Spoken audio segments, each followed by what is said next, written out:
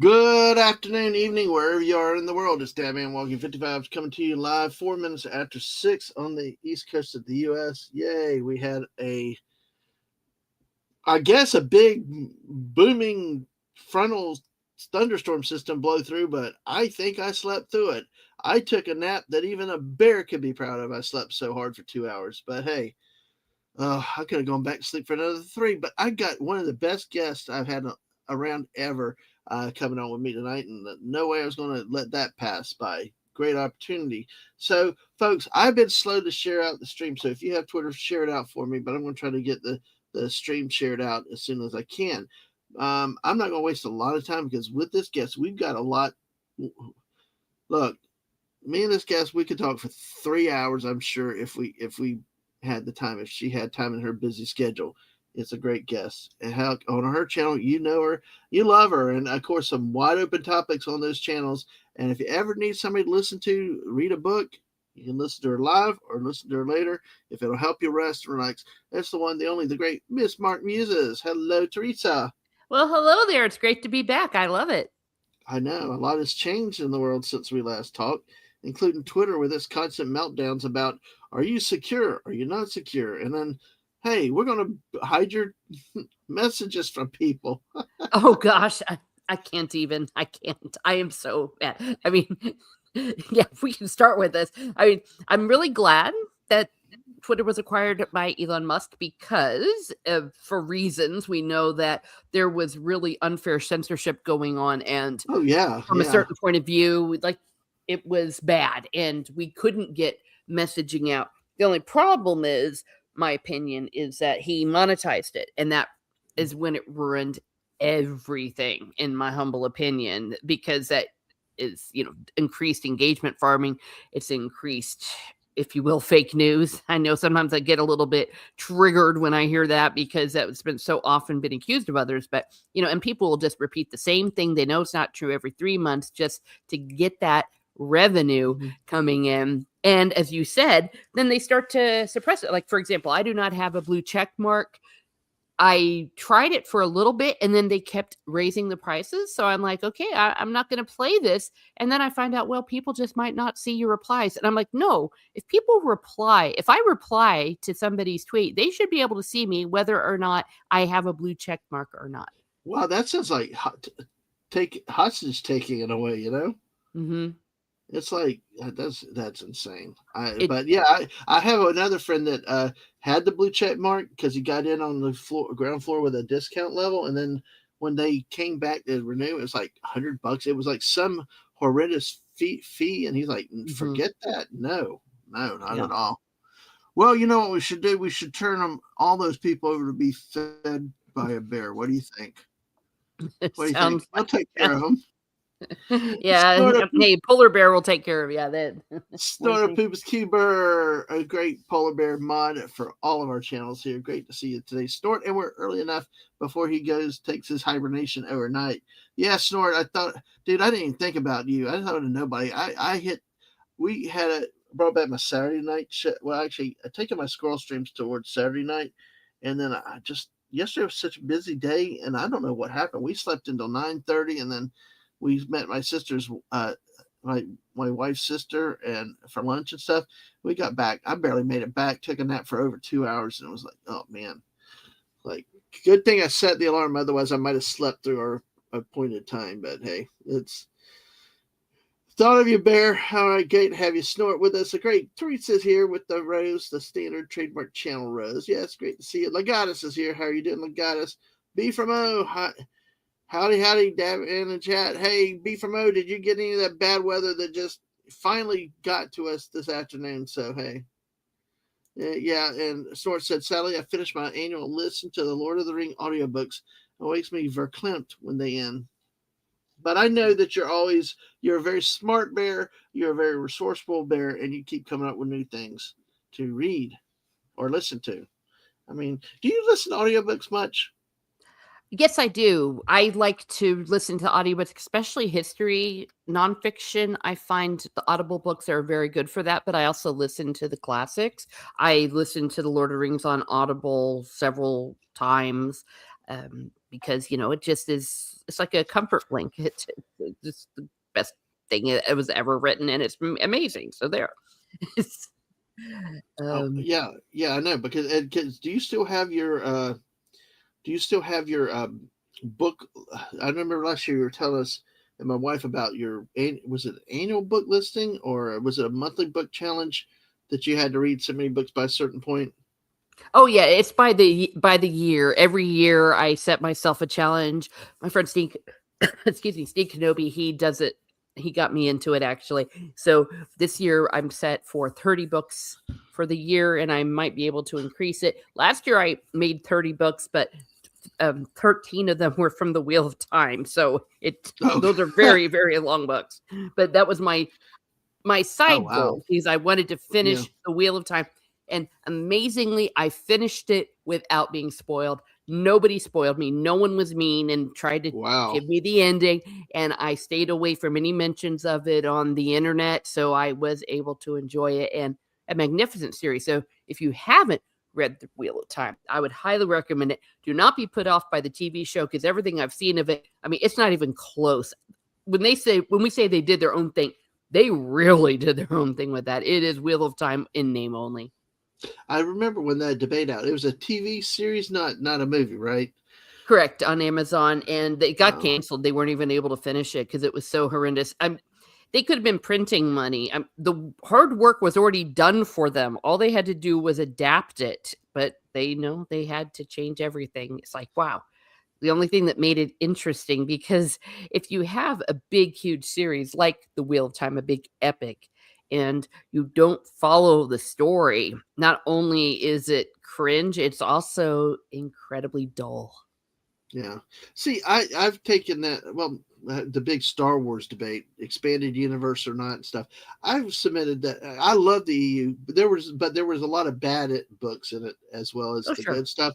But I took it. I look back. My thought was I did not want to see the EU made as movie book for book because I saw that with like the Pelican Brief by Grisham, and you're like, okay, this is boring. I wouldn't have minded some maybe new grandkids or just just some changes, some nuances or whatever, but it's still focused on Skywalker descendants and bloodline. That is where to me the Disney should have gone in the direction with it because you could take those existing materials, you could incorporate, you could make some changes so it's not boring, or maybe pull in uh, average viewers or something, and not just be so to the purist. But what they did was just Yeah, here, they didn't even try. Yeah, they could have. Imagine if they had made the sequel trilogy. I'm ripping this off from Ryan Kennel, so credit where okay, credit's due. If they'd have done it with the whole story of Jaina and Jason Solo, twins that ended yeah, up have to fight to the death, yeah, the children of Han Solo and Luke and Leia, and they would. Oh my yeah. gosh, Han Solo and Luke and Leia. I'm so used to saying Luke and Leia. Han Solo and Leia and the uncle. My gosh. well, Well, well, we the have a first triad here. Well, the first movie kind of left people thinking about that afterwards. He kissed his sister. Oh, it was an Empire. Sorry, it was an Empire. He kissed his sister. Oh yeah. Well, Yeah, I know, but ugh, see, and yes, it's still the Skywalker bloodline. Yes, it's still certain characters, but they didn't have to do the Yuuzhan Vong, or they didn't have to do no. exactly how it happened in the books. Change it a bit. They didn't have to use the same storylines. They could have changed it, but like I said, they ended up it was to slash and burn. Uh, just I don't know. It's just it's easy to blame Ryan Johnson all the time for it, but you got to blame the mouse for it because they were quote to oversee it and stuff. They let him Yep. do his thing and all. Because I got so bad I refused to watch anything Ryan Johnson did Mm, until recently. I watched the most recent Knives Out, mm. and it I've was heard it was actually good. really enjoyed it. I watched it with a friend. I really enjoyed it. I thought it was very good. And I'm like sitting there thinking, now I sit here and refuse to watch this guy because of what he did in Star Wars, which I still am mad at him for doing what he did in Star Wars, but it showed me he could still produce something that was watchable, that was pretty good. But I then again, they could have stopped him. They didn't. They let him do what he wanted to, and then of course attacking the fans and everything else. Have you seen that? I mean, is this something that's really gone wild in the last 5 to 10 years, or have you, over the course of like even 20 years, have you seen where an industry tags its fan base as much as it seems like Hollywood has, and even writers sometimes, they get mad at the fans for certain expectations, which I don't think are always unreasonable. No, no. Well, there's a number one rule. You never attack the customer. The customer's always right. That was always an expression that in retail I was always taught. We were all taught that. And it doesn't mean that they're always right, but it means how you're treating them. And yeah, and you make it right if you can. And if you can't, you call the manager. But if you're selling a product, then you need to respect them. And can imagine if you went into the makeup store. I know you wouldn't. Well, maybe you would. You have a wife, and you're sitting in the chair, Hey, and your wife. Maybe I'll be happy, but go ahead. Yeah, but you know what I mean. And Yeah, your wife goes up. She asks for some foundation, and they just go, "Man, I just can't stand you middle-aged white women." And it'd be like, okay. Or like, how much, or minding my own business, going to buy something, how much I hate Americans. And you're just like, okay. It's like, wow, you're not going to buy from them. Part of me believes that it went away from being about selling a product to a religion, to propaganda. And so if you didn't like the propaganda that they were presenting, then they had to attack you so that then other people would say, oh, these people criticizing it, we're not going to listen to their criticism. Of course, what they failed at is that they were far too heavy-handed. So at this point, I mean, I've been called a Yahtzee so many times that it doesn't have any meaning. It's like, fine, call me all these names. I don't care. I still hate your show. Your show still sucks. And if there's one thing that you cannot force us to do is watch. We don't owe you anything. And they act like we owed them something. Yeah. What's what they did with Star Wars and like even Galaxy's Edge? They figured everybody'd come. You open a hotel, charging for 2 nights some rate that nobody in their right mind would pay for unless they had won a lottery. And it just... And then it wasn't even something people wanted to watch or see or experience. No, they promised all. I remember when they were constructing it, it was all this. We're going to have this immersive stuff, and slowly it started. Well, we'll take this out. Well, we'll take this out. Well, guess what? You might get Ray and some unknown chick in an orange jumpsuit walking around to greet, not interacting with robots, droids, characters. And now we're seeing that they come full circle. There's plans, I guess, to start putting some of them back in it. But I mean, at what point do people go back? How can you? A lot of times you don't get a second chance to make a first impression, as they say. And it's Tommy the Guinea Pig Collective. Hello, Tommy. Greetings. Yeah, hope you're doing well or better.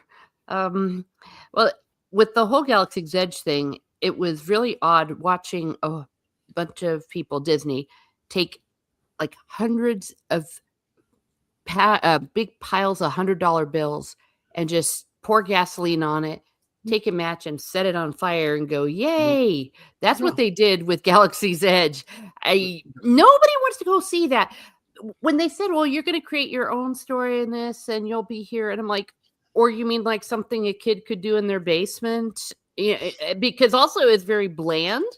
Yeah. It was very, it was just crazy. All they needed to do was they had their Millennium Falcon. They should have had the Mos Eisley Cantina and had Darth Vader walk through, and that would have been, everyone would have been there. And if they'd have had the hotel just being a Star Wars themed hotel, because who wants to go around and spend thousands of dollars to be claustrophobic and in a bunk bed and be miserable and not even like see other people? I mean, you're at Disney. You want to go out and go to Pirates of the Caribbean and have all fun and then come home at night and do all this. It was just so silly. Yeah, and their cruise ship activities were very limited, very scheduled, and very tightly timed. I mean, who wants to be under that kind of pressure? I know on a cruise you are for a few days, but even then, it's relaxed. You got 6 or 7 days or 3 days. You get time to spread it out. Let me say hello to Mr. Angel. Hello, Mr. Angel. Welcome in tonight. Missed you last night for our late night overnight show. We're gonna have to wake you up next time over there in the Netherlands. But one thing I was going to say also was about tagging the fans. Ryan Johnson, and that's one Oh yeah. reason why I didn't want to watch the stuff he did, because he made it personal with the Hmm. your Snoke theory sucks and stuff like that. Is again, it's one more case. The director, whoever, attacks the fans, and we see more and more of that. It is contrary to the customer's right, and I don't. I've always disagree with that in a little bit, because if you work retail long enough, not every customer's right, Well, but yeah.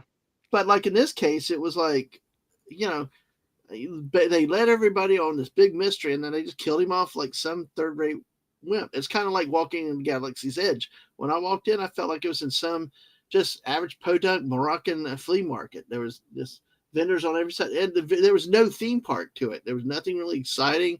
Nothing really jumped out to me. It just bland, dirty. You got Millennium Falcon. I mean, that area was cool, but then even then, that ride was very lame. I mean, my kid and I rode it once, and we were the pilots, and that was the best thing to do on the whole ride. And of course, the ride of the Resistance was not operational at that time, and up and down so much. And you only had the one ride really in the area. It just didn't feel like Star Wars was, No. But And compare that to what they did with the Harry Potter world. oh yes, listen, I tell you what. I went with my kid there in 2021. They were still doing all the restrictions, masks, and stuff like that. I needed new glasses at the time, so I was going without my glasses a lot.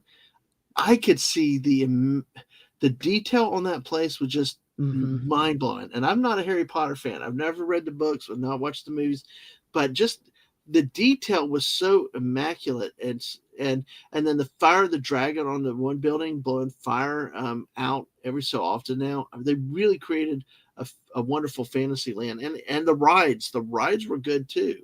Hmm. They themed it really, really well. The old guys in the bank, I mean, man, look like some old, really, truly old, gripey accountants. But detail, and the details matter to people. You Yeah. really feel like you're there. Then you get a butterbeer. Yeah, they had the little and what I also like is they were aware of the high volume, so they had like little vendors, for example, selling butterbeer and stuff. So like if the line was too long, you could get it over here. They had the frog choir singing the songs like they from the third Harry Potter movie That in was the bath. beautiful. Yeah, in the We saw that. bathroom. Yeah. In the bathroom, they had Moaning Myrtle. I don't know if they had it in the men's bathroom, but in the girls' bathroom, because in Harry Potter, it's as she's in the girls' bathroom. What is it, the third floor girls' bathroom? So you're hearing Moaning Myrtle while you're going to the Uh, toilet. They even have after hours stuff where there's the pub and they had certain yeah. beers and it's just magnificent. They had a candy store, the ones that were from the books. Yeah. They had souvenirs, of course. So you actually felt like you were visiting Hogwarts. You were visiting Hogsmeade. That's what they should have done with the Harry Potter, or not Harry Potter, rather, with the Star Wars thing. And that's what Yeah. I think we all thought. And when the more it got rolled out, we were just like, is this, what the hell is this even? I just don't know. Yep. No, I know. Hello, Sashi. Good to see you over there. I keep forgetting it's morning. It's like 12 hours, 12 or 13 hours ahead of us right now. So, My uh, goodness. yeah. By the way, he fits eyeglass lenses into the frames. So Mm, very technical. It's called edging. So it's when you see any references to that, that's what he's talking about. So I got to I cut off see. the chat. The chat here has grown into like a little cult where they got the inside baseball terms. So I see. it's great. Tommy, I never had a chance to take his father to Universal Potter World. I'm not a fan, but father was. Yeah. Oh. Did you? I mean, when did you visited? Obviously, you've been in Florida because you got people in Florida, right? So Hmm. yeah. What was it like when you stepped into the Harry Potter world for the first time? Well, it was just magic. You just felt like you were stepping into Diagon Alley. That was the only time at that time rather there was only Diagon Alley, and so that's all I saw. And yeah, my sister and I went. We had a great time. We, as we said, we drank butterbeer. We drank some beer. We bought some souvenirs. We listened to the frog choir. It was just pure magic. And that's what these things need to be. That's why, for example, Harry Potter, both the books and the movies, were so successful. And that is why Star Wars back in the day, I mean, I was way, way little when I saw it for the first time. Probably didn't understand a darn thing I was seeing. I was like 3. I just remember being terrified of Darth Vader, but eventually you Yeah. get it. And things like this. just Binary Sunset. You really felt Luke. You felt his yearning. You wanted to cheer for Han Solo. I mean, when the Death Star exploded, you cheered. It was just beautiful. I do remember because I was 6 when the revelation happened. I am your father. And my mom just lost it next to me. And I was like, oh, and she was like, oh my gosh, oh my gosh. Everyone was like, because we didn't have the internet, so it hadn't been spoiled. Those were beautiful moments, Yeah. And of course, the whole redemption of Luke, Anakin Skywalker, with Luke believing in his father and saving him, if you will. It was just good stuff. And that's what we Yep. were supposed to feel when we went there. We should Right. have, but nope, they didn't get Nope. it. You see, and I think Nope. they don't get it because they're snobs. This is one of my theses, is that they look at fantasy.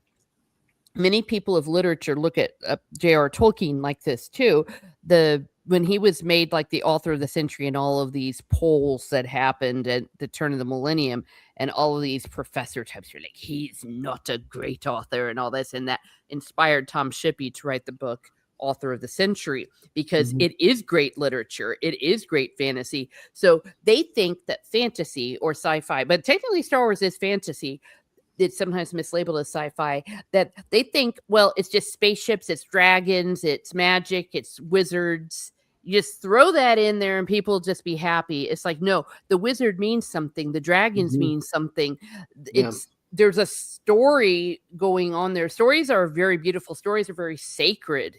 I always say this, that almost holy. One could argue, obviously, I am also along with Tolkien, that the true myth is, of course, the Jesus and the resurrection and Christianity and all of that. Right. But in a Right. way, it is a myth, but it's the true myth Right. from my point of view. But it's still a myth. It's still Yep. holy, it's sacred. And that other myths also contain great truths. I mean, there's a reason why you still can read the Odyssey and just go, holy moly, it's just great. You still love all the fairy tales. Fairy tales are great literature, sometimes mislabeled as being for children. No, they're great. So we want to have great stories. And this is something that the Hollywood people don't understand. They don't get. So they mess Exactly. up. But see, it's like our people in the chat here get it. Like Mr. Angel, Luke, I'm your cousin's brother from your great great grandmother who was friends with my dad. It was just, I mean, fans come up with this type of stuff that is so fun and all that. I'm sorry, I cut you off. No. Did you want to finish your point with that? Oh no, I was just waxing poetic. I've written essays about it. I have pretty strong stuff about it. Done speeches back in the day. I did a series of speeches on the Lord of the Rings when the movies were coming out. Because of course we all took advantage. Which we're going to get it. to. Yes, yes. Get to that in a minute. Yeah. Yes, we definitely took advantage of the Lord of the Rings in the sense of the movies were out. So okay, let's get behind. Let's dig into the novels. Of course, the original works, and of course J.R. Tolkien himself.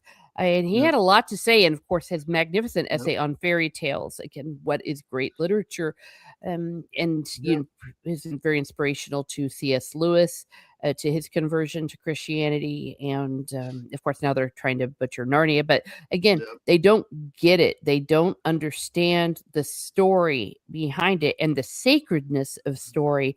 And if you don't think something is sacred, then you will naturally profane it. Right.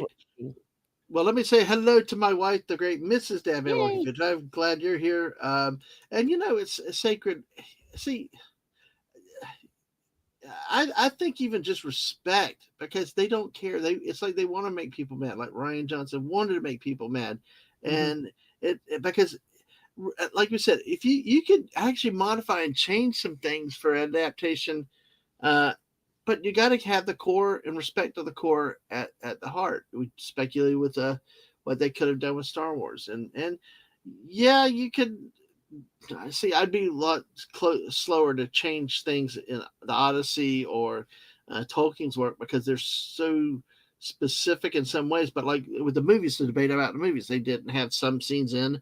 They did have some other scenes in, or they made the top Hobbit 3 movies, and when maybe 2 was enough. You know, we got those kind of debates.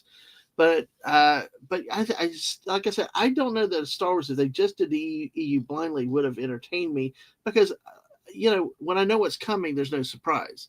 I can Yes. see some modifications, some change to do something, but you don't take and destroy a story. You just you create a new story. You can keep the same spirit, same characters, and do a new story. Like for Star Wars, I don't think you can for Fellowship of the Ring because they had a specific quest, they had a specific task. Um, Yeah. oh my gosh, Mr. Angel, look, Luke, I'm your daddy. If you keep making it weird, I ain't leaving. Oh So dear. I wanted to say that real quick. So you're about, it sounds like you might be about 3 or 4 years younger than me because I'm an old guy. They I saw the movie Star Wars first time in the theater in 1977, and so I was almost 10 when Empire came out. That made me so mad. With Empire sitting like, how can a robot have a human baby? I mean, I did not understand he was a man in a suit. I just Oh yeah. I was like, that took me the longest time to get used to that concept. But the thing with Star Wars was it's the only movie I ever watched with my parents and my dad's parents in a movie theater. And it was a wonderful experience, and I remember that because my grandparents were just like real life R2D2 and C3PO. Oh. My grandmother, the oh my gosh, oh, always uptight nurse, woo, chattery one, and my granddad was a hard headed R2D2, just doing his own thing. So, but but see, that's how you tie the movies, and those memories and things make uh, movies, those stories special, and that's why we bond to them. That's why Mhm. we take it like holy, it's sacred. Not maybe we're overdoing it, but there are reasons for it Yep. because those stories matter. They mean something. They're not just put up in a corporate sweatshop and thrown in a blender to just be, oh, well, let's change it and randomize it. And we're losing stories. On the 27th of the month. I've got Alaska Jeff coming in with me, and we're going to talk about the loss of storytelling, specifically in the Star Wars world. Mm. So if you or anybody else can make that one, that would be a wonderful time. I do want to shift over to Lord of the Rings because we've already been about 20 something minutes, almost 30 minutes already, Teresa. That's why it's so awesome to talk to you because, God, like we could talk for 5 hours, I'm sure. Yeah. Okay, Lord of the Rings. I've in the last 2 years, I've actually watched all three director cuts, extended versions in the theater back to back to back. They had Nice. a couple intermissions. That was like a 12-plus hour day. I had breakfast, lunch, and dinner in the movie theater, and that was awesome. Uh, Wow. and just recently, I saw Return of the King in the theater again, and it was really awesome. Um, we talked about ruining franchises and stuff like that. Um, well, Amazon, is that the one that took over Tolkien's The Rings of Power? That's supposed to be like a Yeah, yeah, prequel they're the to. ones that yes, there's Well, why don't we start there and let you opine on that and what this did to the franchise with the attack on the franchise and really what they did to bomb it, and then we can maybe talk into what the future talk is and some of the stuff because there were some scenes about in the trilogy that I'd like to ask you about that I thought was interesting. They didn't put in some that they did put in, Mhm. but we'll start with the Amazon and the TV series blow up. What your thoughts on that? Well, I think it's very simple. We knew something was going wrong, very, very wrong, when the writers said, "Can we write the novel Tolkien never wrote? Can we write the book Tolkien never wrote?" And immediately, that is everything that is wrong with it, because I've always said, let's think about it. Can I write the symphony Beethoven never wrote? Can I write Beethoven's 10th symphony? Can I write the sonata Mozart never wrote? Can I write the opera that Puccini never wrote? Can I make the painting that Michelangelo never painted or the sculpture? The answer is no, you can't. So they were thinking that they could do that. That's a problem. The other problem with it is we do have the story in the Silmarillion and then in the other books after that, where within the book that we call the Silmarillion, but it's actually several parts of it, but the story's there, so we know the story. We Mm-hmm. know what happens with Galadriel. We know what's going on with Sauron. We know, gee whiz, all sorts of awesome stuff. We know what's going on with Elrond. So when they just decided, well, we're just going to have this happen and that happen and that happen, when we found out they snuck it in that they didn't even have the rights to tell the story that Tolkien wrote. So they had the story that Tolkien wrote. We have the story that Tolkien wrote, but they didn't have the rights to the story that Tolkien wrote. So they decided to write the book that Tolkien didn't write. What could possibly go wrong? Well, see, one thing that I think is very conceited of them.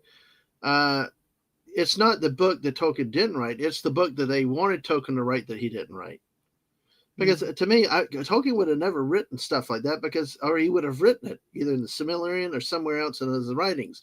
Don't sit here and say an author, we're going to write the book he didn't write.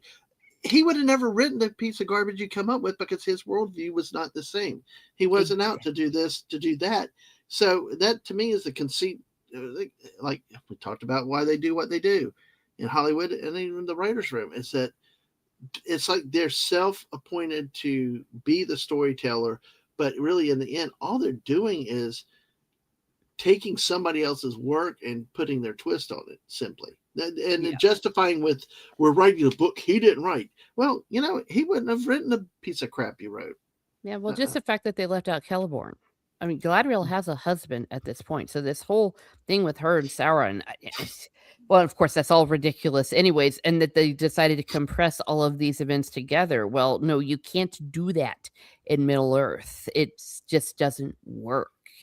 So, but again, this is where I think that they fundamentally misunderstood it, because the second I found out, if I had found out, well, we don't have the rights to do the story Tolkien wrote, then it would be like, so why are we doing this? Well, the fact that they even thought it was going to be okay to do so, because again, they just think fantasy is dragons, elves, just, let's just nab a person color Galadriel and do this and this, and people will watch it because that's all the story is really all about, isn't it? They don't get the layer, they don't get the greatness of it, and just making not just Galadriel insufferable, but essentially turning into a single woman. Where's her daughter? They took away her femininity. It was her agency. Oh, we wanted her to have agency. Yeah, she's a wife and a mother. She's a penitent. At this point, they're like, well, she's younger at this point. No, not really. She's about 3,000 years old at this point, and maybe in the Lord of the Rings, she's about 2,000 or 3,000 more years older. And don't at me. I don't have the quotes and the years in front of me right now, but it generally is. I mean, she went through a whole dang thing with the Silmarillion and the jewels of the Silmarils, Feanor, all of that. She was there. She was there, and she saw it. And then she got married. She fell in love. She had a kid. Her kid marries Elrond. I mean, first of all, that's a pretty daggone good story. Wouldn't we love to see that? But no.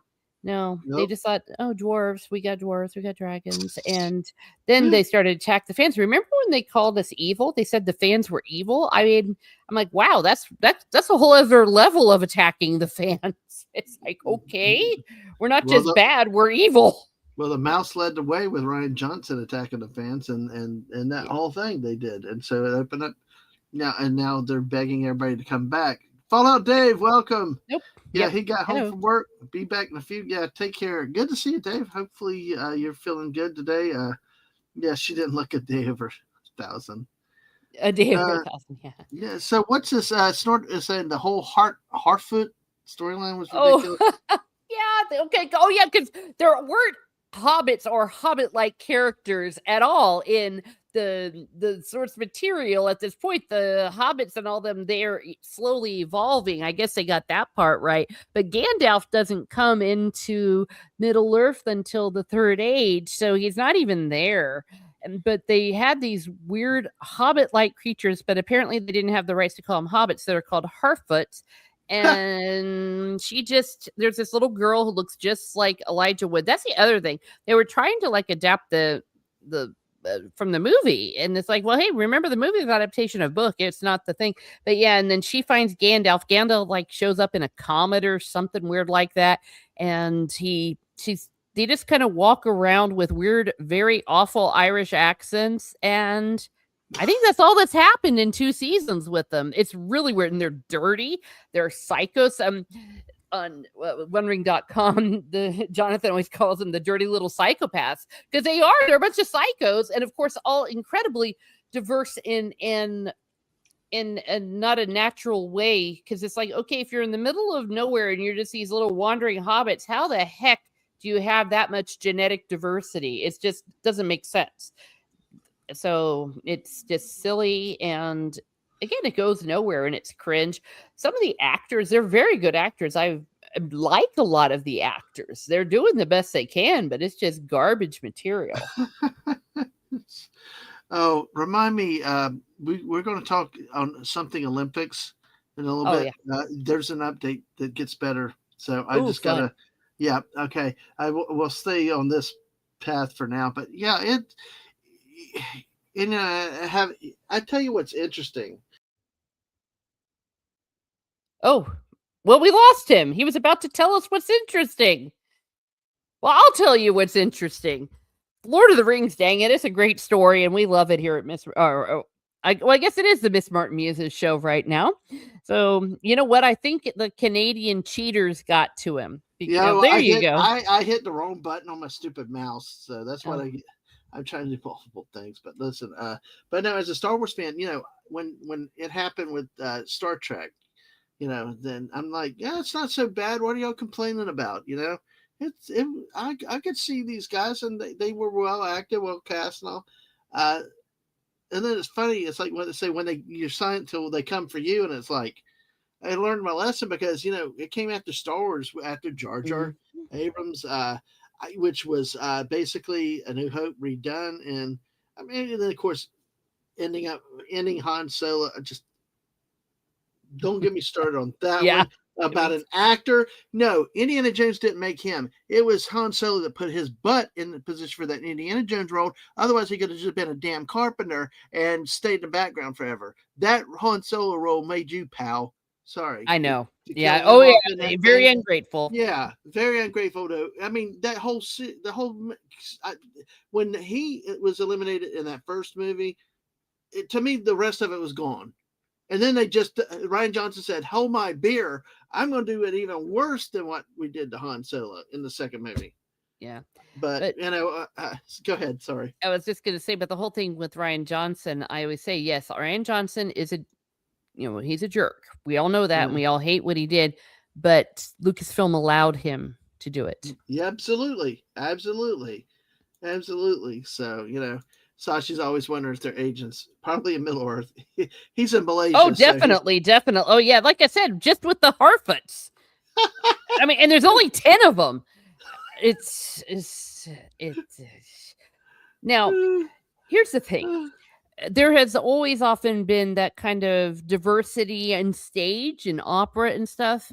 And there's a good reason for that because live theater is something totally different. But when you are putting something on the screen, you just have to be true to what is represented. Mhm. It's just all there Yeah, is to yeah. it. It's, Well, some of the other thoughts I had, like looking at the trilogy itself, is because I did read the books. I am not a good reader by normal standards. I struggle to read even for enjoyment. I did get in the Star Wars expanded universe quite a bit. A lot of it. Lord of the Rings, the three books really got me into it. I even went back and read The Hobbit, so I can take the time to sit down and read it. It's not. I have to make time for it for one thing. But you know there would I know there's been debates over certain things, and I'll let you know more of the scenes of what was left out and all that I can recall, mhm. like Bombadil and things like that. But the one scene that I really, really was upset that they did not have in the original theatrical releases was in Return of the King, the Mouth of Sauron coming out, treating at Mm, the gate. Because, I mean, I read that in the book. That was a powerful scene and confrontation and intenseness right there at that moment. And not to have that in the original theatrical release, I thought fell short. So when the director's cuts and extended came, they put it back in there. And then we see Aragorn knock his block off. That are there any other scenes specifically that you felt that they should have put in, or that they may have missed an opportunity by not putting in the movies? Or if you want to comment on positively. that scene specifically, go Oh ahead. yeah, well, sure, of course. Well, first of all, the whole thing that made that whole Mouth of Sauron also so powerful and impactful is they show the clothing of the hobbits. So they actually think at that point that they are dead and they still fight. So that's also something that gives you, Oh wow, something yeah. Yep. Very, very powerful there. I could forgive them that. I can see why that didn't need to be there, but what is unforgivable, here we go. I think you know which one I'm going to say, is the whole houses of healing. So when Aemir comes across Eowyn, and on the field, this is in the extended edition, and thinks she's Mhm. dead, and he's like, no. And next thing you know, you see Aragorn healing because the hands of the king are a healer, and it goes into that where you see very briefly, and I would have loved more, but I'm happy with the way they did it in the extended edition. You see the romance blossoming between Eowyn and Faramir. And I think that that was very much needed, because in the theatrical edition, my mother Mhm. even said it afterwards. She's like, "What happened to Eowyn?"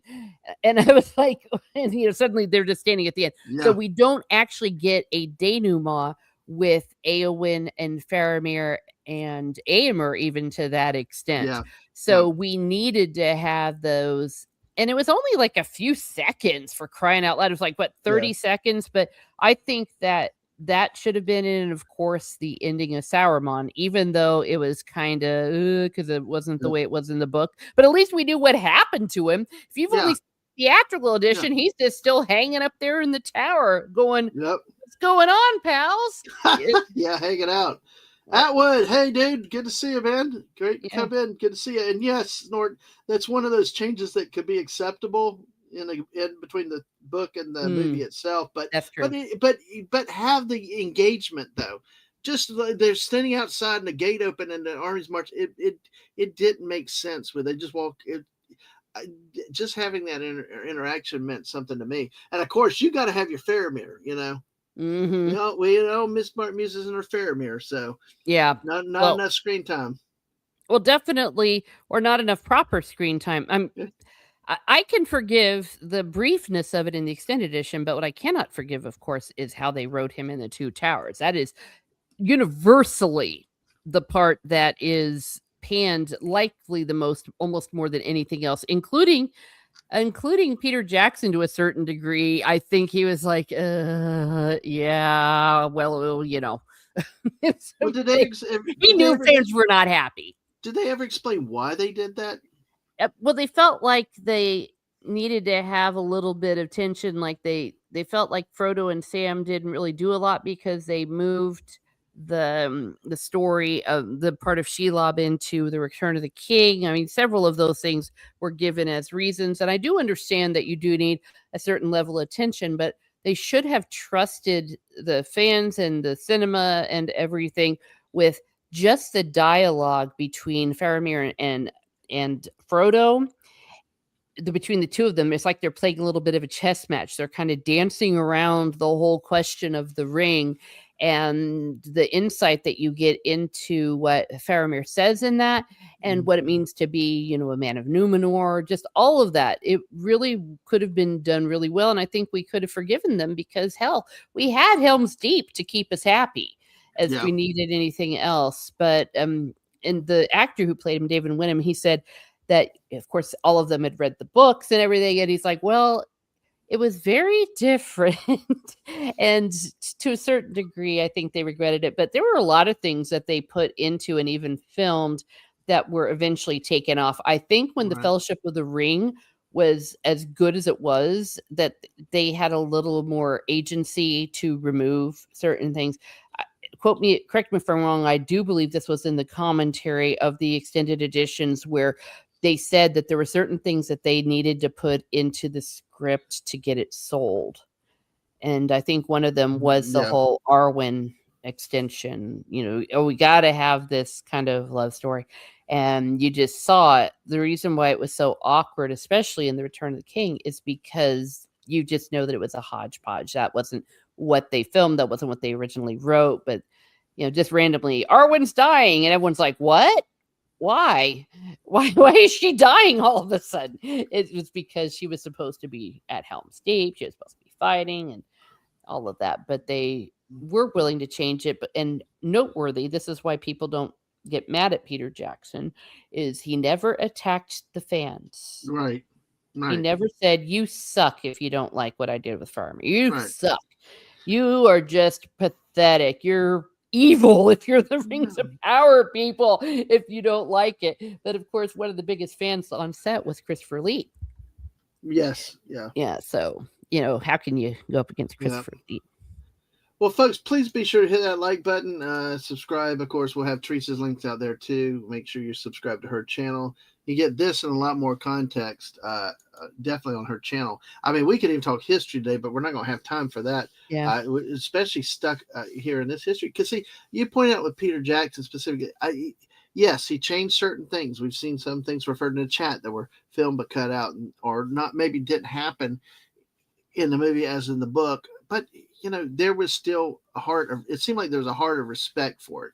There was a loyalty to the source materials, not to disparage it and to bring it down, or to quote, write the story that was not told. They went about to tell the story with a few modern changes within reason. I mean, it wasn't to deconstruct and tear something down or the characters. And by the way, hey, buddy Hepburn, good to see you. And Mr. Angel has to leave. It's late there. Yes, sir. I know it's after midnight. Thank you for coming by. Snorter Poopa said the mouth of Sauron kind of bothered him. The grin reminded him of a friend's ex-wife.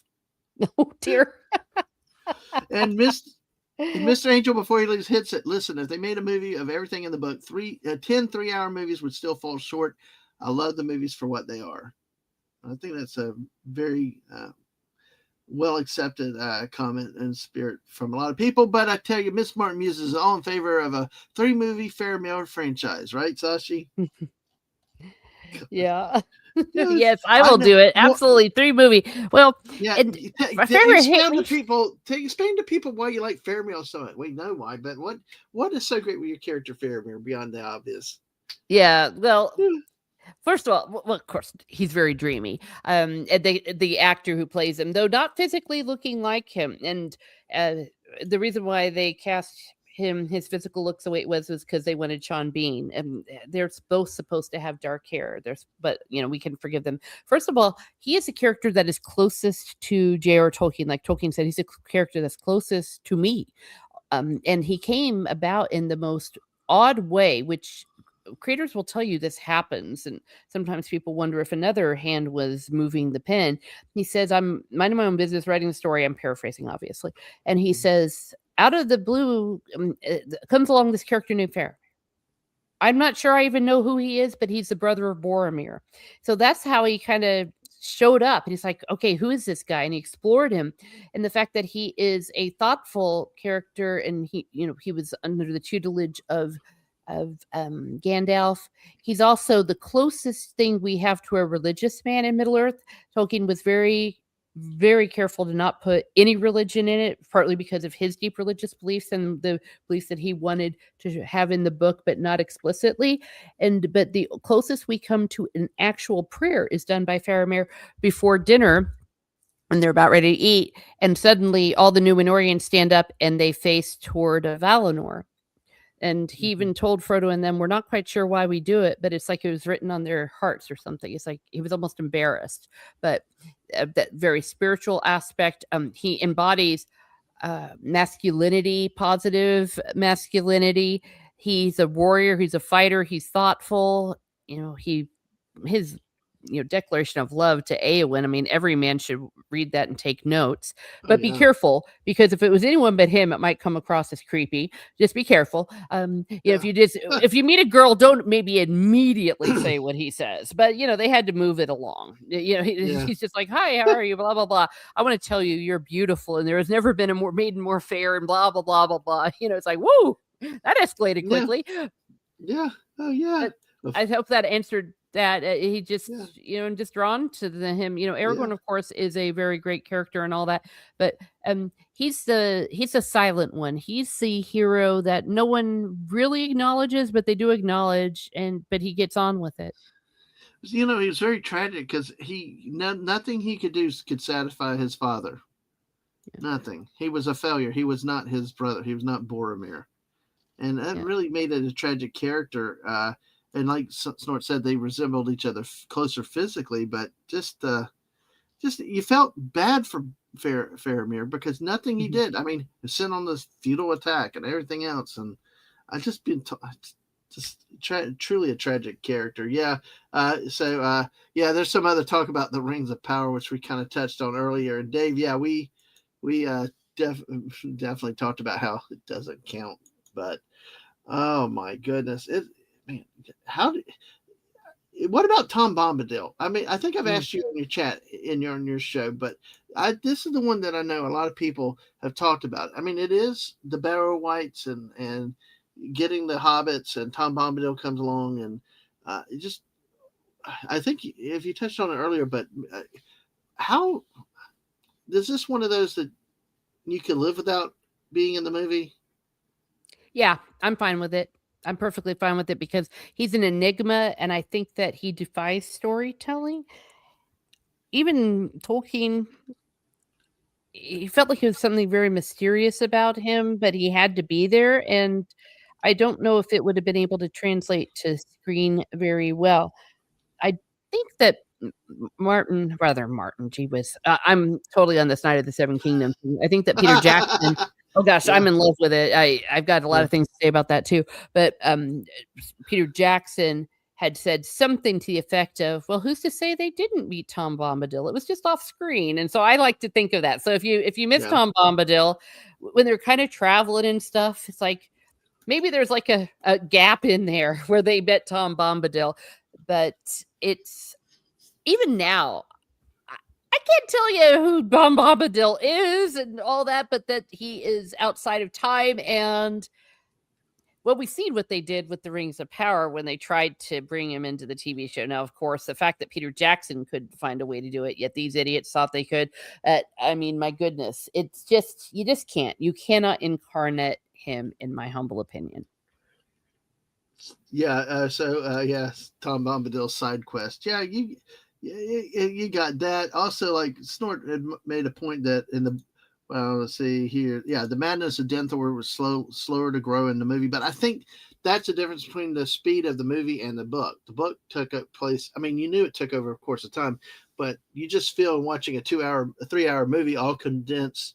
You only have a 30-minute span, so it's going to seem like it grows quicker, but but And they but left that's out the true. Palantir. Oh yeah, That yeah, that the they did. Palantir was part of the whole Denethor's madness. Yeah, and that's why when we see in the movie that when Gandalf tells the Hobbit, give that to me, because he knows he was, it would take over your mind, poison your mind, and Well, it and it was was also a way for Saruman to sorry, not Saruman, Sauron to get into their heads and find out who they were, because it was almost like a spyglass. It was like Skyping. It would yeah, have revealed something to him. That was yeah. also a problem. See, I like what Fallout Dave said. If you really took and made this a movie to the greatest extent, it'd take 100 hours more to bring a book fully to a movie. Yeah, I'd watch it. hey, I'd watch it in a heartbeat. I yeah. would spend a month in the cinema watching something Uh, like that. and my wife is like, Dad, man, you go sit with Teresa and y'all get out and have snacks and all you want to. Because my wife's like that. It's like, good, he's got a buddy to say. I love that. I love going, spending time in a movie theater. And we can move into that with watching movies in the theater versus at home and stuff. I love that idea. Because see, when they did that, I was there. I knew I wanted to be there. If at all possible, if life allowed it to happen, I wanted to be there. We were Mhm. the ones that also, when the Star Wars movies, even though there's special editions back in '98, were re-released before the prequels. I think it was '97 because I think it's 20 years. We went and we bought tickets to each movie in order. Did Mm, a yeah. Star Wars, Empire, Jedi, and we just did it. We moved theater to theater as we had to do. I love going to the theater. What about you? Oh, absolutely. And we'll go to cinema if it's a good movie. For example, look at all of us that went to see the Lord of the Rings again. I didn't see it this round because I actually have been watching it all along. They've been putting them in different versions, different cinemas for Hmm. quite a while. And Harry Potter, that there is nothing like seeing it in the cinema if it's worth seeing. Hmm. People will Yeah, pay the prices. Like sometimes people are like, "Oh, it's so expensive," and it is. Don't get me yeah, wrong, but we will pay those prices if it's worth yeah. seeing. Hmm. And we're not going to pay those prices for crap made by people who say they hate us. It's just Right. not going to happen. but that it's.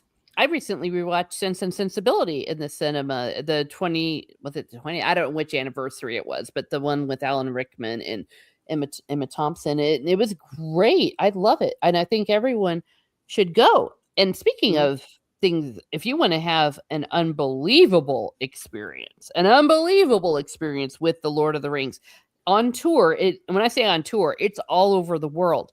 They go around and they show the movie but have a full symphony orchestra play Yeah. the score. Yep. If you it's back in America right now. If you have not gotten a ticket, if it's nearby, uh, you just have to. Yeah. I've not seen it with the Lord of the Rings. I was able to nab a ticket at one of the stops, and I cannot wait. But I've done it with many other movies. I've even done it with Twilight. Now, before people laugh at me about Twilight, Twilight. Twilight music. The No, music, the Twilight's silly, but the music is good. It is darn good. The first movie and the yeah. piano.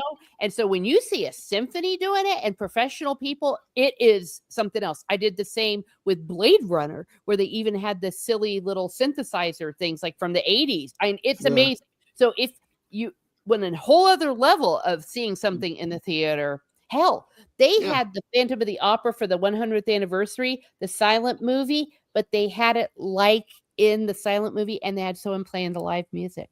So it was Wow. like the way people saw it 100 years ago. Yeah. So look around. Many Yeah. places, especially if you're in a larger city, will have experiences like that, and it's worth Yep. also traveling for. And not just that. Hey, ahoy, Deepo! Welcome. Good to see you today. Yes, we've actually last month we weren't able to do it because my wife was out of town. They did that with Empire Strikes Back. The local symphony was playing the music with the movie playing in the Yes. background. Yes. Yes, I missed it. Yeah. I wasn't able to go, and it was just enough to make a grown woman cry. But it'll come around again. I know it does. They do, but it's like if you can make it, try to make those. And with Yes. the movies, a lot of people see we pay a monthly fee for a club, and we end up massing up movie tickets. So, but if you average it out with the discounts and all, it's worth it over the long term. And actually, we found if we go on certain nights, we can save on the movie cost itself, but it's the popcorn, but we get the discount and.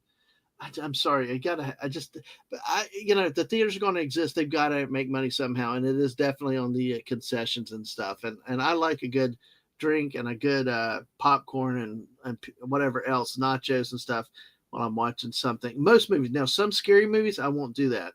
We're supposed to go watch Scream 7 because my wife's getting into watching those, and our friend Atwood, has watched those with her, but it's like it's like going to watch I Am Legend. I don't want to drink and I don't want to popcorn because it might go flying. I'm bad for jump scares. Yes, and Dave said if the theaters didn't have people, when we reopened, we're in Florida and we did not stay shut long.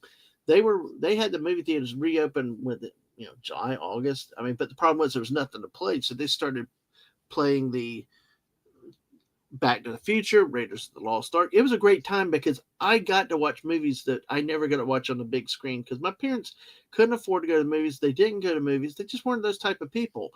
But I actually got to see a lot of stuff on the big screen. And just the first thing that I noticed when I went back in the first time was the smell of popcorn. That just there's nothing like being in a cinema with the smell of the food. But anyway, do you buy a lot of snacks when you go there too, or do you just? I tend to get popcorn. I always like that, but I also like the trend where they're now having like real food, like lunch and dinner. So sometimes I will go during the day and just nab Yeah, lunch. Nab lunch absolutely. at see and my mom she likes to do that.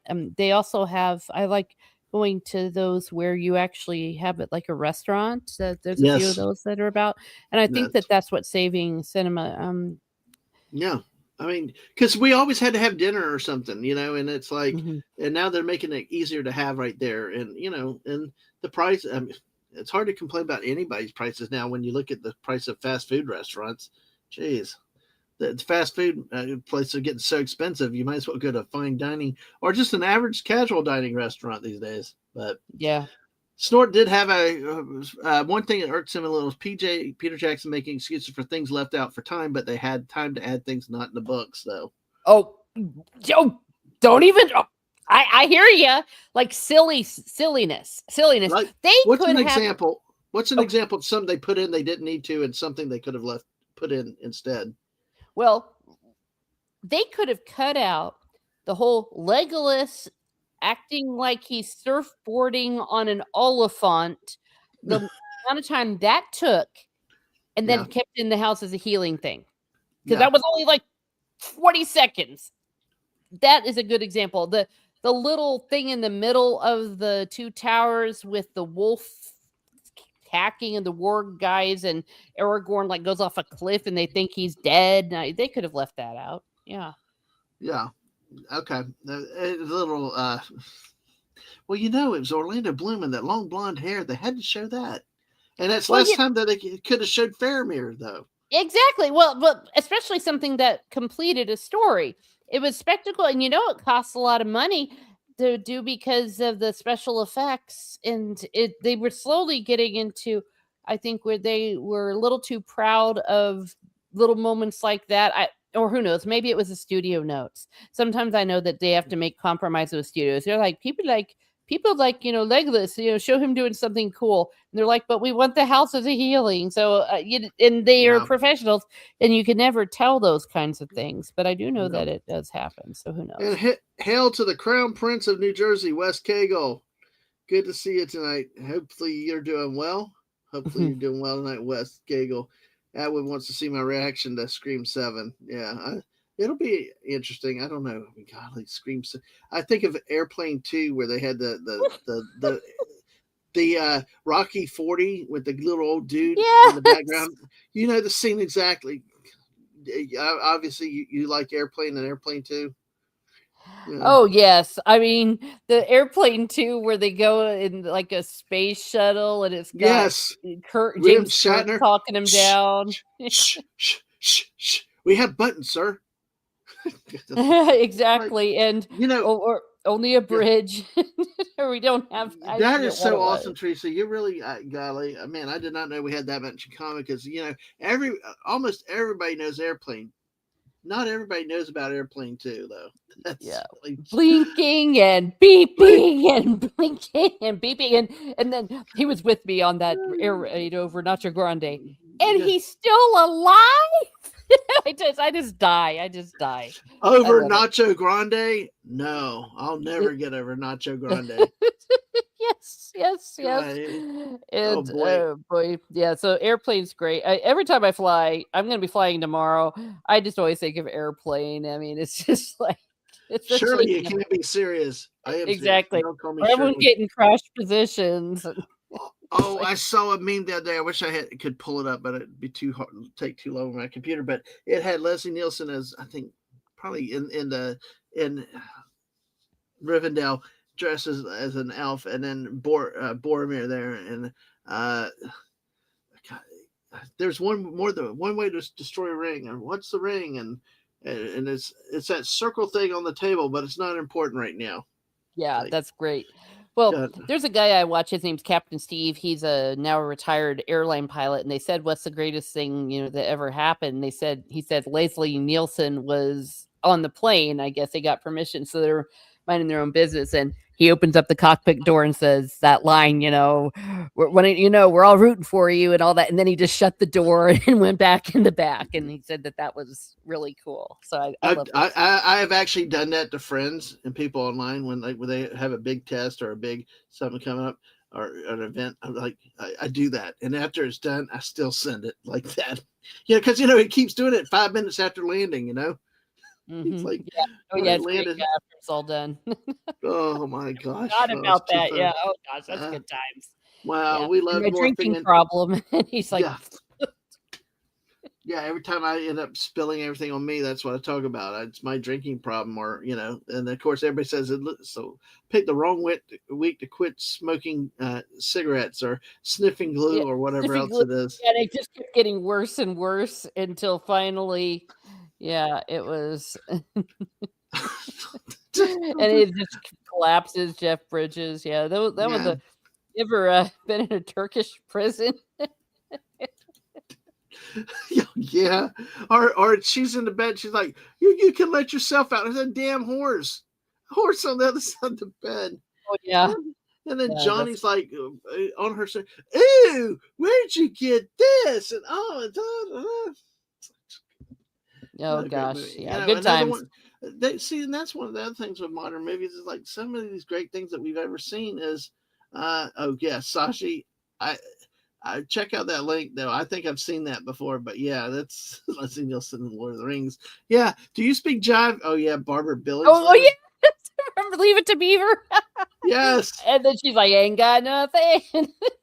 Oh no, that's what they say. Oh, that was Chum in want no the air. help. Chum ain't get no help. Gee. Yeah. Oh my Gee. gosh, that's they would never get away with that today. And No, the I nun with the know. guitar, and the nun just Yep. randomly had a guitar, and next a guitar comes And they're out. all singing, and she's like dying and all. Yeah, And the finally, daughter. the mom is oblivious for half of it. Then all of a sudden realizes something's wrong.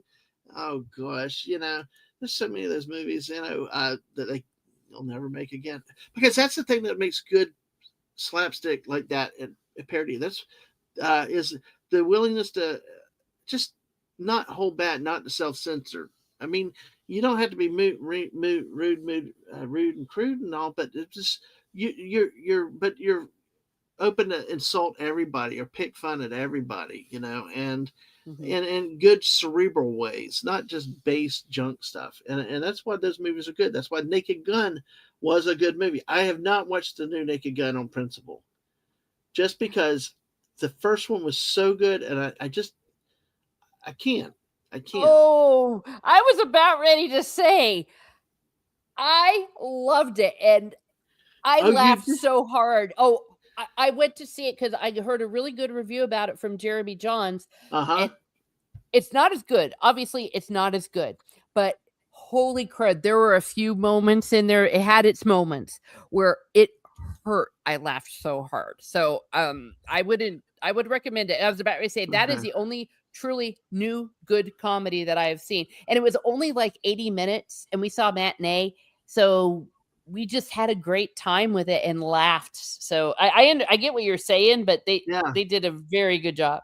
I Okay. would Well, highly recommend it. maybe Yeah. I'll take your recommendation on it because I really, it's one of those that meant something so much to me.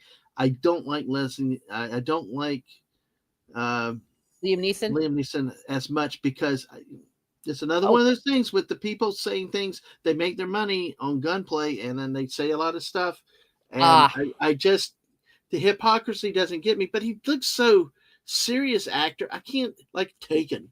I gotta set seals. Da, da, da. I don't see him pulling off the Leslie Nielsen, but maybe he does. I don't know. well, But they're very self-aware that they're not doing what they, that yeah, they're but yes, I agree with you. I do. yeah. I can see how you would be like, "Oh, well, Yeah, maybe it Airplane wouldn't." 2 is underrated. Yeah. So, but I'll be honest. But I always tell everybody, judge for yourself. Make up your own mind. Don't listen to everybody else. If you do you. Watch it for yourself. Because I tell you, I've been told that movies have this, that, and my wife and I were like, it was a good movie. We Yes. didn't think it. So, oh, Buddy still has not seen the Naked Gun movies. Any of them, including the new one. But I will tell you, honestly, the only one of the Naked Gun movies that you really should watch is the first one. Yeah. They progressively slide downhill Yes. after that. So The only problem with the Naked Gun movie is O.J. Simpson. I love it. And just looking back at I it, you're know like, it's just so wrong, but they actually make a joke about that in the new one. They go there. So because it's like, yeah, you're sitting there watching it and you're like, oh dear. Oh yes. dear. But Oh yeah, it's yeah, I crazy. did see that commercial though with the new one where they did all the fathers, all the sons now in Police Squad, and then the OJ son look and was like just shaking his head. I did see Oh, that. okay. So they put that in the commercial. How dare they? Yes, Because they did. That was those I jerks. see. This is why See I that never watch previews anymore. It's on It was on TV. I couldn't They avoid it. ruin And it. it's like see, that's another thing when I don't trust movies when they run the trailers and they do stuff, and I'm laughing hard enough. Then it's like am I seeing the best that I'm going to see? And because how many times have we seen the trailers and we're like, we might as well just not watch the movie because of the trailers. Mhm. We got more entertainment out of that than that movie itself. But I like this, Ted. We're not in the past or present anymore, Elaine. This is the future. But yeah, Mhm. oh my gosh, I tell you this, I love that. I mean, we could have long discussions on that movie and digesting that one, uh, on all the scenes. But because we're at 7:15 now. We're at an hour and a quarter. Top of the hour. I'm gonna. I think Lorena's still going live tonight, and I'll be over there at 8 o'clock. Folks, drop by, say hi to Welcome to Florida show.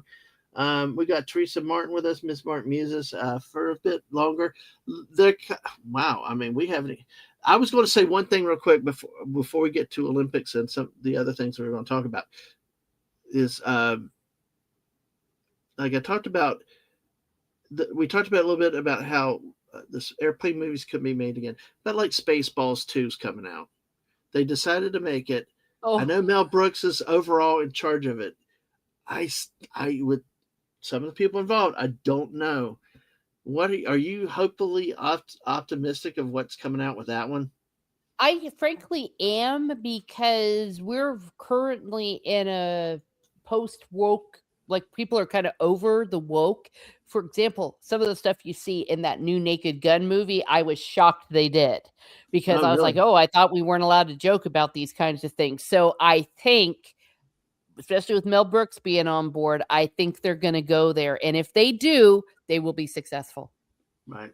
And I think that's the main thing people have just been wanting is just be fair, just be open, and just have laughs, make the jokes, let them fall where they fall, and like Yeah. like they were before, And for crying So out loud, I always tell people, if I want a sermon, I'll go to church. Come on.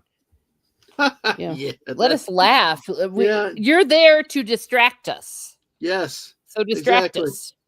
All right, Atwood, have a good night. Oh, I good to see ya. appreciate it. So now, see, not all of them hit, and I think a lot of it goes to people's opinions. Because Buddy's saying his Silver Part Two wasn't good to him at all, and I think that's fair. I mean, it's like everybody has different taste in what they have with different shows, different comedies, what's funny, um, and all. But all right, okay? I have not had a chance to really vet this yet fully, Okay.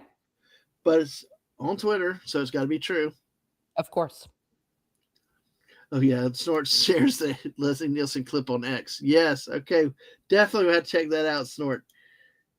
Again, Canada's women's curling team has been accused of cheating after being called for the same infraction that recently sparked controversy for the men's team. Oh, Marking the second straight day a Canadian squad was flagged for identical violation. Ms Martin Muses, like you said, you're not much of the Olympics this year, but there you go. The oh my Canadians are gosh. cheating again. Who could have known that curling could be so controversial? I, What a bunch of cheaters. My it's like gosh. They're sitting there pushing it with their finger like that one dude was. that's what what it is. The same infraction. Oh It's just my like, gosh. oh, and you can see it. She let go, then this one was a lot more obvious because it's like you see the release, and then she pushed her hand again and pushed it again. Yeah. It's Oh my like, gosh. wow, Don't they know that that cameras are on them? I don't know. Maybe they don't have cameras up in Canada or whatever they do. The other, Canada. Yeah, Canada's too primitive. yeah, Hey, I it's was just just in Canada. They have cameras. Or they're dumb. I mean, what a bunch of idiots. I mean, can we go back to where they cheated by like doping or something? yeah, I I know. mean, It's just too funny. So, oh my gosh, but yeah, it's I just.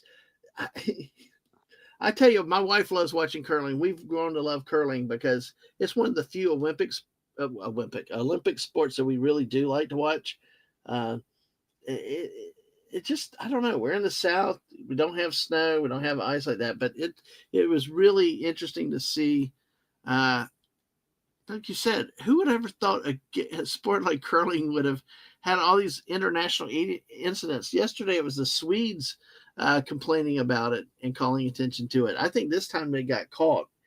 Looked like it was not like, it was obvious. I mean, from the clip I saw, it really looked obvious. So, Oh, snort curls when he takes a nap. Yes.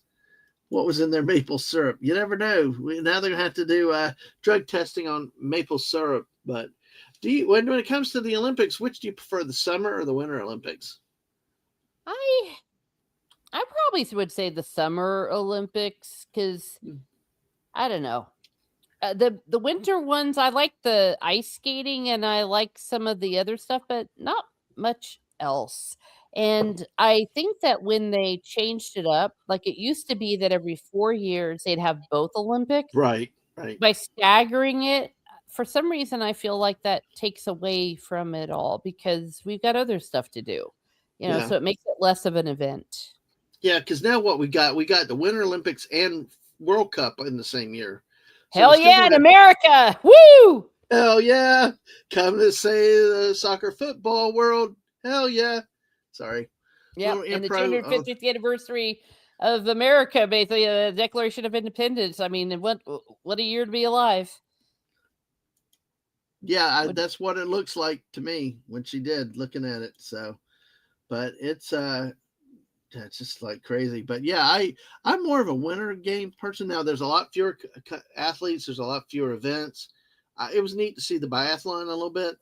Although the hardest thing has always been waking up at 3 o'clock. The events start at 3 o'clock Eastern, and had to wake up then and work the next day. I mean, I still may. I did the other day. I may do it tonight too because I'm working at home tomorrow. So it that's always been a challenge with both World Cup and the Olympics is when they're overseas is actually watching the events live. I mean, I prefer to watch live events. I don't really like even mhm. American football. I don't really like watching replays because so many times I go look and see if my team won or lost because then that way I was like, and it stinks. It's like, okay, yay, we won. Dang it, I missed it. But then again, it's like if I don't, then they lose and I've wasted more time. So Yeah, no, I agree with you. I prefer it. I mean, we can't help time zones, but certainly it does make a difference. yeah. Oh man, I tell you what. But yeah, so it's been a good year for the Olympics. But I'm like you. I wish that they would have kept it. I wish that they were still in the same year. It's kind of like, okay, we got our 1 year and it's done. Hmm. So, but with FIFA, I know that was exciting to you. How did you Oh get yeah. so in? How? What is? Because see, a lot of Americans now. I'm probably I know I'm generalizing here because I think in some of the American cities that have good profitable sports teams, is soccer is a big sport, it's growing, but to a lot of America, it's second thought. You think football is American football, not soccer. Why is soccer or football, to my British friends, so important? What about it do you like so much? Well, first of all, you have to think about my background because I was a kid growing up in Ireland. So, for football or soccer is like the biggest sport in the world, and it's huge over there. So you're running your own business after school. Someone brings out their soccer ball, everyone's playing it, like in the Yeah. street and all that. It's a thing, and so there was that. And what can I say? I just got into um the spirit of it, like with the Euros and with the World Cup. It's just such an event. It is so cathartic. Like there's like tension the whole time. And when someone scores a goal, I mean, it is. I mean, you just jump up and everyone screams goal, and that one dude, the South American guy, always goes goal, or maybe he's Mexican. I don't know. I apologize, but it's just a thing, and everyone just screams goal. And I would watch my students play. Like I'll tell you, one of the most exciting goals I ever saw was one of my kindergartners, a kindergarten girls team, and when she scored her first goal, everyone just went nuts. Cool! I was like, "That's my girl's first goal." It Yes. was just amazing, and especially where I am, there's a lot of Hispanics, a lot of Mhm. Hispanic culture, so it's big. And as a family, well, my dad, he's not, no, he doesn't like it, but my sister and my brother-in-law, we love to watch the World Cup. I love to watch the Premier League, though I am a normie. I am not a big huge fan. Like if you were to ask me what's the strategy, I don't know. I like to watch it. If that a very long way of just coming to that conclusion. It's just fun, it's exciting, and it really is kind of like the Olympics. It is the sport that everyone plays. Now, American football is starting to creep over to Europe a little bit, but not the same as the way soccer is football. Football. Yeah, no, Foot. it's very. I'd like to get in it. I played it some growing up. I've tried to watch it where I can. I like the international competition. I think it adds a flavor of the rivalries. Some countries really hate each other and things like that. It's very. I think that adds to the drama and adds to the interest of the sport itself. Because like us Americans, we like a lot of scoring, Mhm. in football and hockey. I mean, Wes Cagle out there lurking, Yeah. if he's still lurking, hates my New Jersey Devils because they won titles back in the 90s and early 2000s because they played a slow down trapping defense, low scoring, very defensive hockey. And everybody hated that. So they changed the rules to open up and have more scoring in hockey. And that has been, at least my observation for most Americans, is because we're perfectly fine to go to a 0-0, just kicking the ball around, and it's very judgmental. But the problem is that so many times the matches and the scoring has borne that out, and we've lost the respect for low scoring events. Even in modern football, every time there's like a 6-3 football game, hell, look at the Super Bowl that just happened. Although that was a low scoring for a long time, it was a boring game. Americans don't seem to have the patience for a defensive struggle or lower scoring events. Yeah. Yeah. Well, speaking of which, when you mentioned about the whole world thing and the tensions, the Olympics haven't been the same since the end of the Cold War. Because remember when it used to be the Cold War? It was like we fought the Cold War at the Yeah. Olympics. Yeah. Yeah. By the way, Snort's going to bed. He said, "Take care of Oh, you, good and night. Fairmere for president."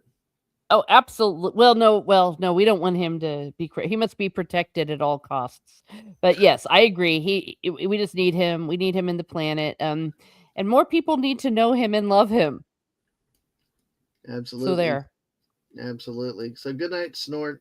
We'll be wrapping up in just a few minutes, but yeah, I'm making plans to try to have some streams. And I talked to you about that and passing about uh, helping out with us a little bit with soccer with the FIFA tournament this year because it's interesting. I don't know about the European leagues. I don't know about how it works around the world, but I do know I do have a general appreciation for soccer. I like the game, and I will watch it if the games mean stuff. But I'm not going to sit there and watch a friendly just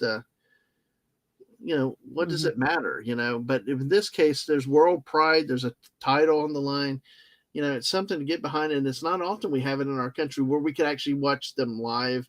Because do they have most of the games at night locally, or do they They're stagger them through usually, the day? well, they're in the afternoon and evening. So like the Premier League in England, they'll be, like I said, in the afternoon. So here in America, they start about 6 in the morning, and yeah, Mm-hmm. I don't know, Uh, but it's a thing. I mean, it's fun. I think that yeah. Ted Lasso helped a Mm-hmm. little bit with the Americans getting into some more of the soccer, but too bad the third season was so awful. But oh well. Yeah, I know. I got to finish watching Chad Powers, but that's a football one. But yeah, buddy, and I agree. That's why we talk about college sports with college players now changing teams like crazy. It's going to Oh, be hard. that's a very That's a good point. yeah. Yeah. It's a yeah, but at least in this country, at least in the to me, at least in the Olympics and then the World Cup, you can have the natural nationality rivalries and stuff like that at the global scale. But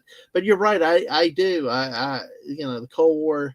It was always the Russian judge that gave the American the bad score and stuff. Mm. All the jokes about it and all and it you're right. It's a case that it has taken on a different edge. We didn't have that tension. We didn't have that friction, East versus West.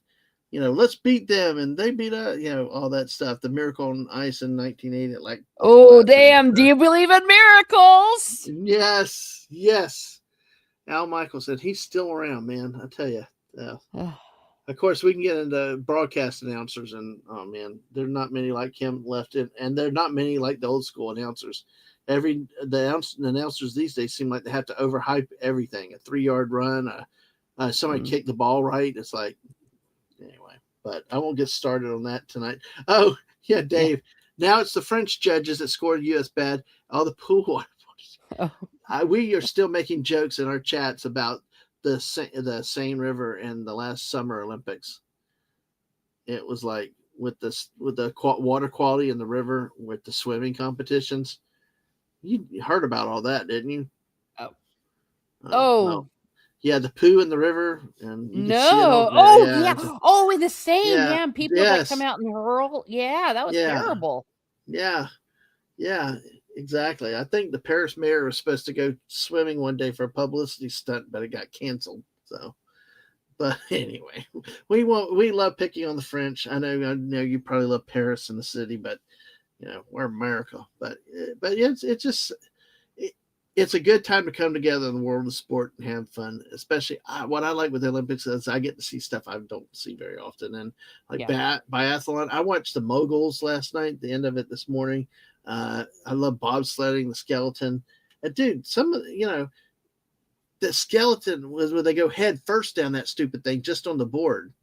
It's bad enough on the luge where they're going feet first, but that's either guts or insanity. mm-hmm. Oh, yeah. Oh A buddy gosh, said yeah. that was Mix of insane. both. Insane. Well, Teresa, we'll go ahead and wrap up. We're at 7:30, about an hour and a half. Anything else you want to talk about tonight that we have not hit yet?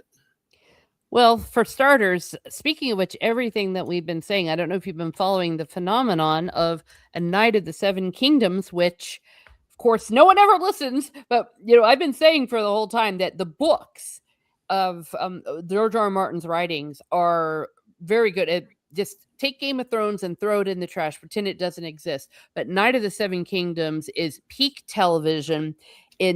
Everyone's losing their minds because the Trial of Sevens is tonight. It is about a good man where people rally to good. They all make the right decisions. It's all men.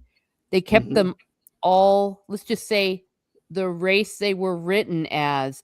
And it is blowing away the ratings. And everyone's like, are you listening? This is what we want. Because this is completely faithful to the work, which is the Hedge Knight, except, and HBO is there throwing in a few little crude things. When it's HBO, when it's not the book. But tonight it's going to be, in 2.5 hours, and I'm losing my mind because it's so heroic. And you There's cheer, you some about cry. that. There's some about that 9 or 10 p.m. East Coast download that these networks, that these channels have started on Yeah. Sunday night. Yeah, And but yeah, it's good. And each episode's only 30 minutes. So if maybe Game of Thrones, and I understand it's not your cup of tea for several reasons. Oh gosh, more than I kind of enumerate. And the House of the Dragon is not, but this one's a winner. These are heroes, and it's good. And I am losing my mind because when you said, yeah, we're only going 90 minutes, I'm like, good, because that gives me 2.5 hours to sit around and be worried for Baelor, because that's why I'm Teresa of House Baelor right now, the prince. yeah. Yeah, so it's going to be good time. So I would highly recommend that, and I will definitely be doing streams and more streams about it. So I'm sorry, I will just be talking about heroism and are there true knights out there. I'm also going over Wuthering Heights, the book, as well as Harry Potter. I'm doing Harry Potter very slowly because I've got a while before the TV show comes out, but definitely Wuthering Heights is a great work. And Fistful of Dollars, Steve Kenobi and I will be reviewing that. So, Yeah, you and if he, that's you and he. You said you and him played Red Dead Redemption, right? hell yes, we have. I mean, we've been playing it for I'm 2 actually I've years. got Red Dead Redemption 2. I'm hoping to get into it again still soon, but Oh, I, how good is it? it's so good. It's so good. It's so good. And of course, we're believers that Red Dead Redemption 3 is going to be coming soon. We'll see. We got our fingers crossed, but it's the only video game I've ever played that I cried, and I didn't just cry, I sobbed. It was so good. It was so sad, and it was so Oh man, excellent, and he's such a hero. Arthur Morgan, I love him. But yeah, yes. Arthur Morgan. Yeah, I actually had a friend show me Arthur Morgan videos, and the actor that did the Arthur Morgan videos, and I'm like I said, I hope to get into it one day. But yeah, you spoke very passionately about it, and I didn't know 3 was coming out. I had heard about 1 after about 2, but yeah, it's a Well, very no big 3 has. franchise for sure. I want to stop you there before everyone ats Okay, you. yeah, No news at all about even the possibility of Red Dead Redemption 3. So yeah, no. we yeah, Hopeful we didn't break it. speculation, I guess. Hopeful speculation. So, Yes. because he said that's because somebody's poking someone's rocks is a Canadian move, which is Ooh. I will tag you on a tweet that parrot somebody retweeted it. Dean King put out there from somebody else showing it's Canadian tapping the hockey puck into the goal against the Swiss with their hand. Oh. Yeah, it's a joke. It's a joke. Oh, okay. They're taking I the curler, the guy that I was don't the know. curler, having him in this position, tapping a hockey puck into the goal against the Swiss. You know, Ooh. it'll be fun. You'll love it Yeah. when you see it. Oh, I Yeah, think the jokes are yeah. gonna go on forever. Oh I yeah, mean, especially it's like watching old ladies with their knitting, watching yeah. curling, and then they're cheating. It's like cheating at knitting. That's how I look at it. Yeah. So Teresa, do you want to go ahead and give your channel and all that? Because I'm putting your link in right now. Tell everybody about what you do. Of course, you can sing that song as you usually do when you Oh do it. yeah, You're because so I always good at go it. Yeah, when I get to the high pitch. Yeah. yeah. Well, you can find me here at Ms Martin Muses on YouTube, where I talk about what makes me laugh, makes me cry, makes me happy, makes me sad, or just really ticks me off. Right now, I'm talking about a lot of things that make me very happy. I'm really, really on a literature thing, so if that's your thing, go ahead. I'm going to be reading the Brothers Karamazov or whatever that long Russian thing. I forgot that's what I'm going to be reading this Lent, but I don't know if I'm going to be streaming it or not. I mean, that book is pretty, Dostoevsky is pretty tense, but you can find a lot of that. You can find a lot of my Lord of the Rings. You can find movies. You can find reviews. You can find anything. That's why I miss Martin Muses, because I'd like to say my channel is very ADHD, because I just talk about whatever I want, whenever I want, how I want. And I've been enjoying it. And I definitely love all of the my channel members. I got channel members now, and of course everyone that comes in the chat. So if you want to give it a go and maybe muse along with me, please head on over there. All right, there she is. There's the link. Go Thank sub you. and support her. Man, we look. We could keep going a lot longer. We got more topics. We haven't even scratched history, Oh and the gosh, fact yeah. that we Red Dead Redemption now. The all the other stuff we talked about. We could keep going, but folks, it's been a great conversation. We'll have more in the future. Teresa's been here before and on random panels, but thank you for being here with us tonight.